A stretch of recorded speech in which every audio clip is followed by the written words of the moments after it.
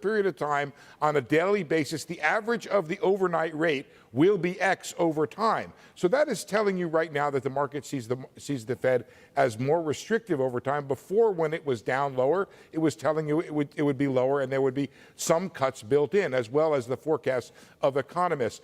My issue is not, is the market right or wrong? I don't actually think the market gets it wrong, because I don't think the market. Let me just say, the market was wrong. Let me finish the thought, though, Rick, real quick, which is in bold letters. Yeah, the market can price it wrong, but my interest is not that happened.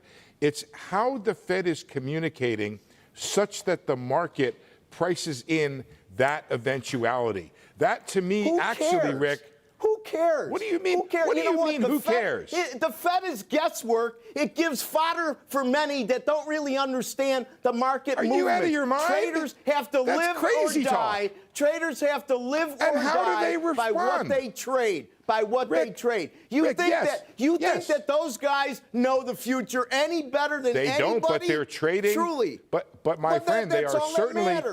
They are certainly, Rick, trading. Tailor, and the emperor's been naked for a decade.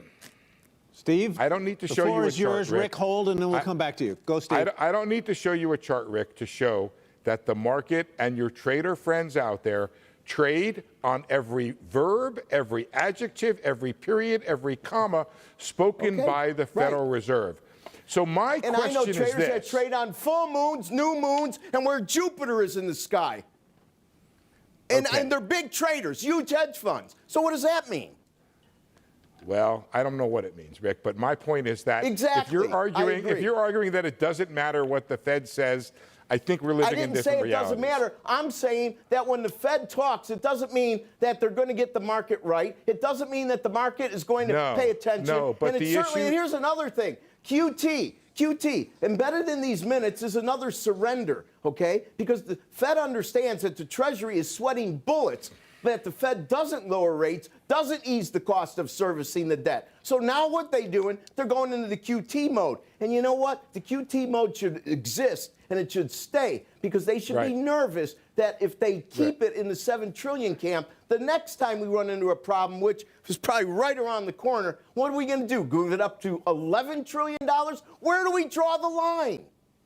My interest, Rick, is in getting policy right for the greatest aggregate good. My interest is monitoring the market. It's the only reality we really have. So my question becomes, when the market prices it wrong, how did the Fed miscommunicate or communicate? There's no wrong pricing. There's no wrong pricing. What's wrong? Okay? Are the next two meetings showing any easing? Those are the next meeting is the only one that is a valid representation. They did previously, and economic forecasters and what did we learn today? Did we learn something new today? If the Cubs get a better pitcher and staff, or if the Cubs get a new Roger Maris, does it not change their chances for a World Series? It does. What, are you going to be stagnant all the time?